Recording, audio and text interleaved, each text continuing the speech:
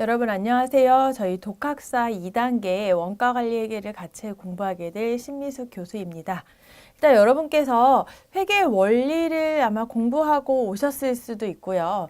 자, 원가관리회계를 처음 듣는 분도 계실 것 같아요. 근데 회계 원리, 그러니까 그것도 회계는 회계고요. 즉 원가관리회계에서 이것도 회계는 회계인데 저희가 알고 있던 회계학하고 원가관리회계는 조금 많이 내용이 다릅니다. 너무 달라서 이게 같은 회계인가? 그런 생각을 하실 수도 있을 것 같아요. 자, 일단은 기존에 알고 있던 회계라고 하면 회사의 장부 작성, 그러니까 회사에서 뭐 매출이 발생을 하든 비용이 발생하든 그런 장부 작성이 회계라고 하면 원가관리회계라고 하면 뭔가 원가회계, 관리회계가 합쳐져 있는 거죠. 그 원가회계다 하면은 제조기업의 원가를 계산하기 위한 회계 정도로 생각하시면 될 것 같아요. 자, 제조기업이라고 하면 우리가 판매할 물건을 직접 만드는 게 제조업체죠. 그럼 공장에서 어떤 물건을 만들 때 그 물건을 만드는데 원가가 얼마 들어갔냐 이거를 계산하는 회계라고 생각을 하시면 될 것 같아요. 자, 그럼 관리회계라고 하면 이것도 마찬가지로 제조기업에 해당이 되는 부분이 있긴 한데요. 한정된 자원을 가지고 회사를 운영을 해야 되거든요. 그럼 한정된 자원을 가지고 어떻게 회사를 관리할 건지 의사결정 관련된 게 관리회계로 생각하시면 될 것 같습니다.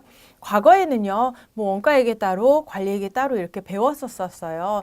그런데 이게 어느 시점이 지나면서 그냥 원가회계, 관리회계가 구분된 게 아니라 저희 원가관리회계다 해서 저희 교재도 원가관리회계로 되어 있죠. 합쳐서 얘기를 하는 경우가 많이 있어서 아마 원가관리회계를 배우시면서 원가회계는 뭔가 관리회계는 뭔가 이렇게 굳이 구분을 하지 않으셔도 될 것 같아요.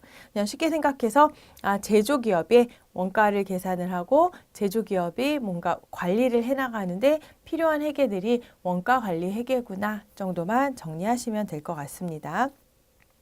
자, 그러면 이제 원가관리 회계에 대한 본격적인 공부는 이제 수업을 진행을 하면서 할 거고, 그 원가관리 회계 내용이 아니라 지금 저희 첫 시간 오리엔테이션 시간이잖아요. 그 원가관리 회계를 어떻게 공부를 할 것인가. 그죠? 방법상의 문제를 간단하게 설명을 드리도록 할 겁니다. 일단 어떻게 공부를 할 것인가? 학습 방법 정도로.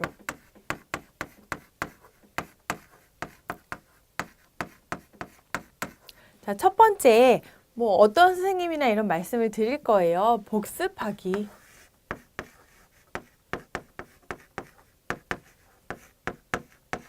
복습이 쉬울 것 같으면서도 어렵단 말이에요. 근데 저는 예습은 해오란 말씀을 안 드릴 거예요. 예습은 절대 하지 마시고요. 예습은 어느 때 할 거냐면 저희 수업 진행이 이론 부분 쭉 수업이 진행이 되고 그 다음에 문제풀이가 수업이 진행이 되거든요. 그러니까 예습을 정말 하고 싶으시면은 이론 부분 수업 나갈 때 하시는 게 아니라 문제풀이 할 때 그때 예습을 해오시는 거고요. 평소에는 예습이 아니라 복습 위주의 공부를 하셔야 됩니다. 이게 동영상 강의의 장점이자 단점이 될 수도 있는 거. 자, 동영상 강의의 장점은 제가 제 시간에 맞춰서 필요한 부분만 들을 수가 있잖아요. 근데 단점이라고 하면은 이거를 또 너무 몰아서 듣거나 너무 띄엄띄엄 듣거나 그럴 수가 있어요. 그러니까 마치 오프라인 수업 들으시는 것처럼 얘를 하루에 몰아서 막 네다섯 강씩, 그죠? 네다섯 강씩 막 몰아서 듣지 마시고요. 저희 오프라인 강의는 가면 한두 시간 이렇게 듣고 오고 듣고 하잖아요. 그러니까 쪼개서 뭐 두 강이든 한 강은 조금 짧을 수도 있을 것 같고요.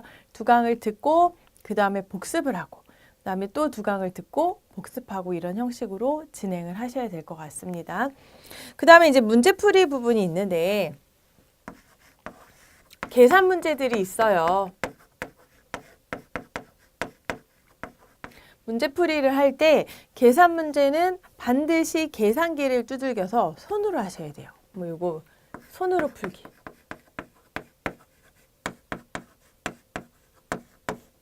그럼 문제를 손으로 안 풀고 뭐 어떻게 눈으로 풀지 말라는 얘기죠. 분명히 계산 문제를 눈으로 보시면 이해가 되세요. 이거 답이 나올 것 같은데 이거 막상 실전에서 계속 눈으로만 푸시다가 시험장 가시면 잘 안 풀리는 경우가 많이 있거든요.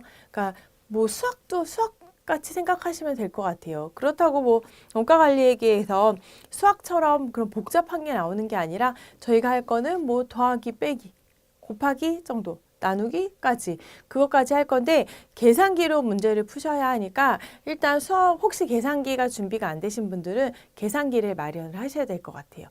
계산기 비싼 거 필요도 없고요.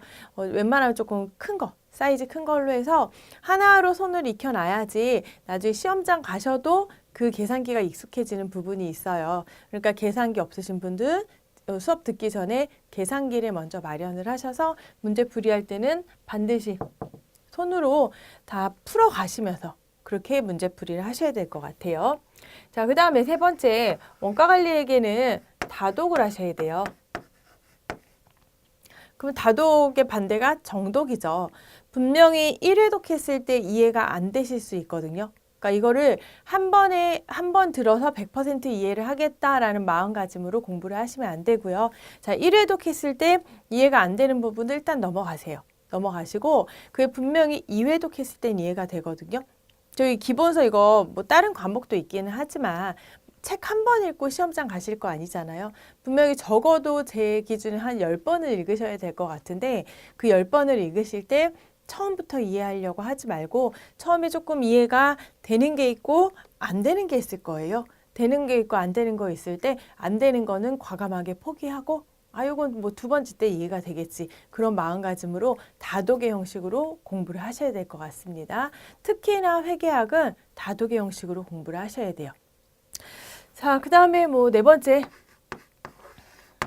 시험 전에 뭐 기출문제나 객관식 문제 풀이 하시는 거.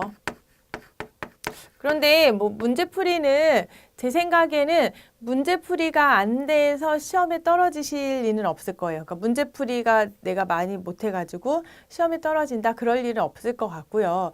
왜냐하면 이 기본서 안에 내용이 이해가 되시면 문제는 저절로 풀려지거든요. 그러니까 간혹 안에 기본서 내용보다 문제풀이 집중하시는 분들 계세요. 그건 잘못된 방법입니다. 기본서가 한 80으로 생각하시고 문제풀이는 한 20 정도로 생각을 하셔서 뭐 극단적으로 시험장 가시기 전에 시간이 안 돼서 문제 못 풀었다. 괜찮다는 거죠.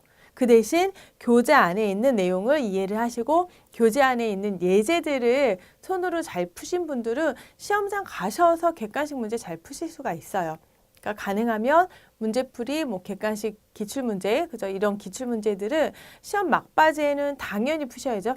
당연히 푸셔서 시간을 재고 푸셔야 되는데 만약에 내가 시간이 좀 부족하다 이랬을 때는 가능하면 이론서, 기본서 위주로 공부를 하시는 게 좋을 것 같습니다. 자, 이 정도. 이 정도만 제가 말씀을 드리면 될 것 같고요. 일단은 아까 말씀드렸던 것처럼 동영상 강의 너무 몰아서 듣지 마시고요. 요 1, 2, 3, 4번 중에 제일 중요한 건 다독과 복습이에요. 같은 얘기겠죠? 다독과 여러 번 읽으시면서 복습하는 형식으로 공부를 하셔야지 여러분들이 좋은 결과를 얻으실 수 있을 것 같습니다. 일단은 중간에 뭐 전혀 이해가 안 된다고 해서 포기하지 마시고요. 누구나 처음엔 다 이해가 안 되세요. 그래서 여러 번 읽어야지 이해되는 게 원가관리 회계에 있기 때문에 처음에 이해가 안 된다고 해도 끝까지 포기하지 마시고 그러니까 저와 함께 수업 듣고 복습하고 문제풀이하며 좋은 결과 있으실 것 같습니다. 자, 이상으로 오리엔테이션을 마치도록 하겠습니다. 수고하셨습니다.